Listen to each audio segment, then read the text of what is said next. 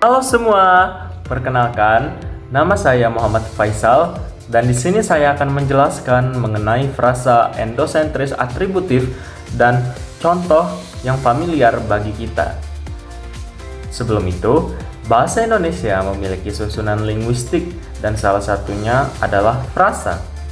Bahasa Indonesia memiliki beragam jenis frasa di dalam struktur kalimatnya. Apa kalian tahu apa itu frasa?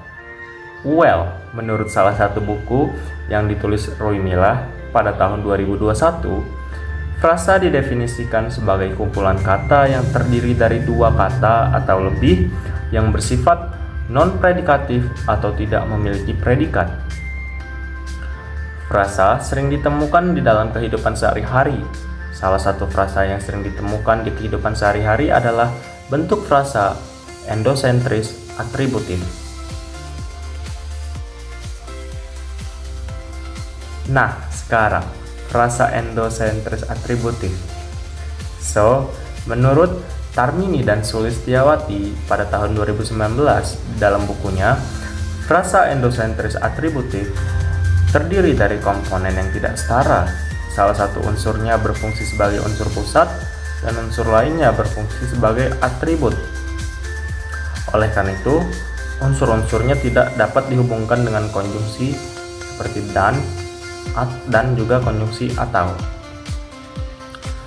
Artinya, frasa endosentris atributif memiliki satu kata inti atau head yang berfungsi sebagai inti dari frasa itu dan memiliki sebuah atribut atau pewatas yang menjelaskan inti kata atau head. Frasa endosentris atributif dapat dijumpai bahkan dalam penamaan makanan-makanan tradisional yang ada di sekeliling kita. Salah satu frasa yang paling umum namun tetap menarik untuk dikaji adalah mie goreng. Mie goreng sering kita jumpai di warung makan dan juga kantin, bukan? Frasa mie goreng menunjukkan bahwa peranan dari struktur tata bahasa Indonesia memiliki peranan penting, bahkan hingga konteks kuliner. Kajian ini akan menggunakan referensi dari beberapa buku dan juga Kamus Besar Bahasa Indonesia atau KBBI dalam penjelasannya. Pertama dimulai dari frasa mie goreng. Terdiri dari kata mie dan goreng. Kata mie di dalam KBBI didefinisikan sebagai bahan makanan dari tepung terigu, bentuknya seperti tali, biasanya dimasak dengan cara digoreng atau direbus. Sedangkan kata goreng di dalam KBBI didefinisikan sebagai memasak dengan cara kering di dalam wajan menggunakan minyak. Secara analisis kebahasaan struktur linguistik, fungsi dari kedua kata ini berbeda, namun melengkapi. Kata mie berfungsi sebagai nomina, kata benda, dan menjadi inti atau head dari frasa ini. Selanjutnya, frasa goreng berfungsi sebagai pewatas atau kata yang menjelaskan inti kata, dalam konteks ini mie. Singkatnya, frasa goreng memberikan penjelasan dan keterangan dari inti kata, yaitu mie. Secara konklusi, frasa mie goreng dikelompokkan ke dalam jenis frasa endosentris atributif. Frasa yang unsur pewatasnya menerangkan kata utama disebut sebagai frasa endosentris atributif. Dalam konteks ini, kata mie berperan sebagai inti atau head, sedangkan kata goreng berperan sebagai pewatas atau memberi keterangan untuk kata inti, yaitu mie.